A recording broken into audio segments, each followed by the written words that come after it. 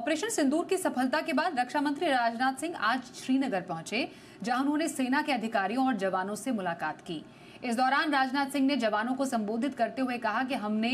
दुनिया को बता दिया है कि हम आतंकियों को घुसकर मारेंगे। दुनिया ने अब देख भी लिया कि भारत एक्शन लेता है। साथ ही उन्होंने ये भी कहा कि हमें ऑपरेशन सिंदूर पर और अपनी सेना पर गर्व है। आपने जिस तरीके से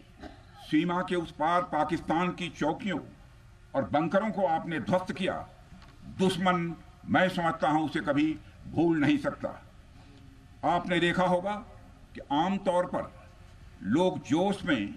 होश खो देते हैं, लेकिन आपने जोश भी रखा, होश भी रखा और सूझबूझ के साथ दुश्मनों के ठिकानों को आपने बर्बाद किया है। खबर पर जम्मू से हमारे साथ रजत वोरा जुड़ चुके हैं। रजत,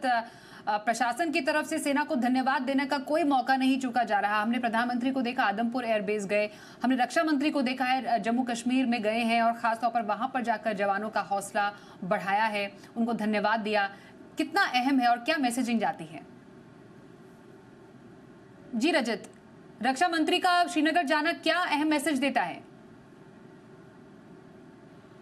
जी बिल्कुल स्वाति, आपको बता दें कि 5 महत्वपूर्ण पॉइंट्स जो अगर आज की विजिट की अगर हम कहें तो राजनाथ सिंह के रहे हैं। खासतौर पर रक्षा मंत्री ने सबसे पहले ऑपरेशन सिंदूर को लेकर साफ तौर पर कहा है कि एक बहुत बड़ी कामयाबी थी और भारतीय सेना ने जो बड़ा एक संदेश दिया है पूरे दुनिया को, पाकिस्तान को खासतौर पर, कि अगर टेररिज्म वो लगातार फैलाता रहेगा तो उसके खिलाफ बड़ी कार्रवाई की जा सकती है। और ऑपरेशन सिंदूर एक यहाँ पर ट्रेलर था और इसके अलावा कई सारी बड़ी कार्रवाई की जा सकती है और भारतीय सेना किस तरह से इसमें कामयाबी उन्होंने हासिल की है वो भी बताया। दूसरा महत्वपूर्ण पॉइंट अगर हम बात करें तो पीओके को लेकर उन्होंने अपनी जो बात है वो फिर से दोहराई है कि पाकिस्तान से पीओके पर बात होगी और पीओके का जो हमारा दावा है वो बिल्कुल सही है और फिर से हम भारत में उसको शामिल करेंगे, उसको लेकर उन्होंने बात कही। तीसरा महत्वपूर्ण पॉइंट अगर हम बात करें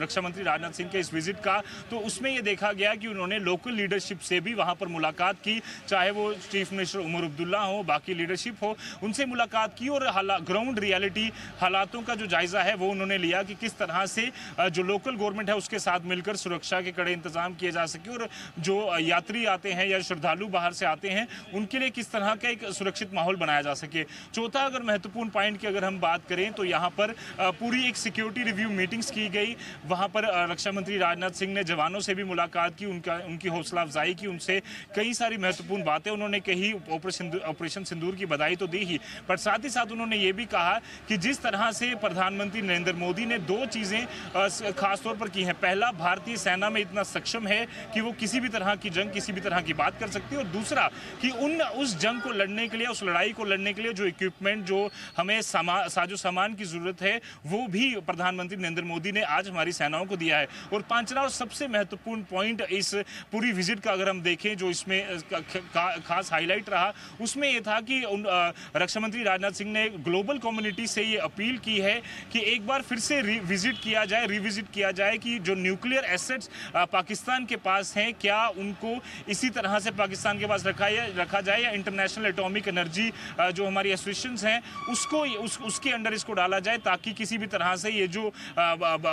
जिस पर भरोसा नहीं किया जा सकता इस देश पर, पाकिस्तान पर, वो एक रीजन के लिए बड़ा खतरा हो सकता है। ऐसे में रक्षा मंत्री राजनाथ सिंह की जो विजिट है वो काफी ज्यादा महत्वपूर्ण है और इन 5 बिंदुओं के अगर इर्द गिर्द अगर हम बात करें तो इसी के अराउंड वो रही और खासतौर पर उन्होंने संदेश पाकिस्तान को जम्मू कश्मीर से एलओसी के बिल्कुल नजदीक से यह दिया है कि अगर फिर से उन्होंने हिमाकत की तो जैसे प्रधानमंत्री ने पहले कहा है कि गोली चलेगी तो गोला यहां से जाएगा, तो वही एक संदेश फिर से रक्षा मंत्री राजनाथ सिंह ने जम्मू कश्मीर की धरती से देने की कोशिश की है।